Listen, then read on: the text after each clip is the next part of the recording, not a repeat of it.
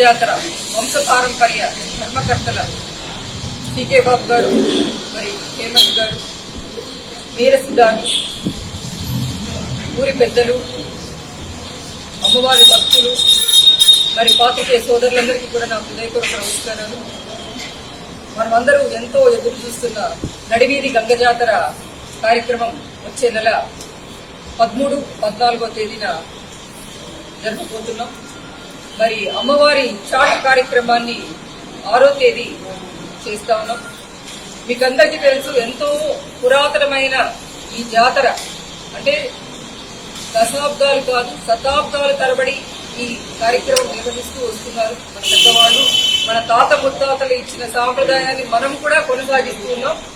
అందుకు మనమందరం కూడా అమ్మవారికి చాలా చాలా కృతజ్ఞతలు తెలియజేస్తున్నాం. అంటే ఆ భక్తి ఆ శ్రద్ధ మనకందరికీ కూడా అమ్మవారి కృపతోనే వచ్చింది.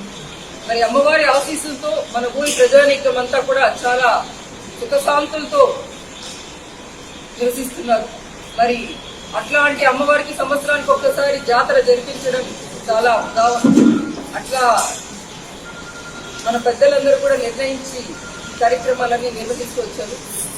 కొద్ది కాలంలో ఒక కరోనా పీరియడ్ లో కూడా మనం ఈ కార్యక్రమాన్ని ఎక్కడా కూడా బ్రేక్ చేయకుండా చేసామంటే మన గొప్పతనం కాదు, అమ్మవారి గొప్పతనం. అంటే ఎక్కడ కూడా ఎవరికి పర్మిషన్ ఇవ్వనప్పటికీ కూడా మనం పర్మిషన్ తెప్పించుకొని అమ్మవారికి అంటే అమ్మవారి విగ్రహ ప్రతిష్ట జరగనప్పటికీ కూడా అమ్మవారికి ఎటువంటి పూజా కార్యక్రమాలు నిర్వహిస్తారు, ఎక్కడ నిర్వహిస్తారు అవన్నీ కూడా శాస్త్రబద్ధంగానే మనం అన్ని కూడా చేస్తా వచ్చాం. మరి ఈసారి ఎంతో అంగరంగ వైభవంగా పుణ్యమ దేవస్థానంలో కుంభాభిషేకం నిర్వహించడం మీరందరూ చూస్తున్నారు. అంటే ఆల్మోస్ట్ 5 గరుడ పక్షులు రావటము అదంతా కూడా ప్రజలందరూ కూడా చూస్తారు. అంటే మనం చేసిన పూజకి అమ్మవారి గతి బాగా లభించింది అని ఊరంతా కూడా ఆశ్చర్యపడి వింటా ఉన్నారు, చూస్తూ ఉన్నారు.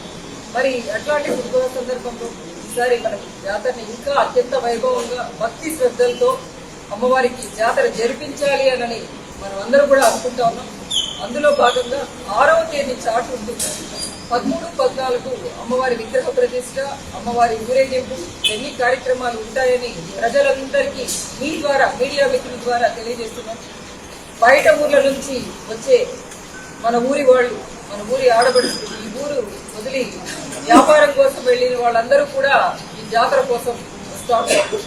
ఈ జాతర ఈ 4 రాష్ట్రాల్లో ఆంధ్రప్రదేశ్, కర్ణాటక, తెలంగాణ, తమిళనాడు నుంచి వేలాది మంది భక్తులు, లక్షలాది మంది అవుతారు. ఆ రోజు ఊరంతా కలిసి జరుపుకుంటాం.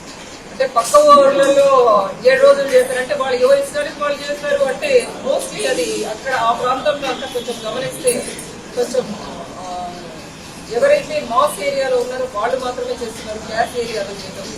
బట్ ఇక్కడ అటువంటి తారతమ్యాలు లేకుండా మన ఊర్లో మాత్రం అది మన అమ్మవారి యొక్క ప్రత్యేకత. అందరూ కూడా ఆ 2 రోజుల పాటు బంధుమిత్రులతో, కుటుంబ సభ్యులతో, స్నేహితులతో కలిసి ఆనందంగా జాతర జరుపుకుంటా ఉన్నారు.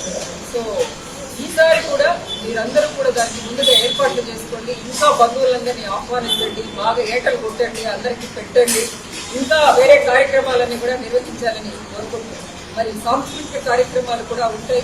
మరి ఈ కార్యక్రమాలన్నీ చేయాలి అంటే ముందుగా ఆల్మోస్ట్ 2-3 నెలల నుంచి కూడా ఏర్పాట్లు చేస్తా వస్తాం. ఫిబ్రవరి నుంచే చేస్తా వచ్చేవాళ్ళం.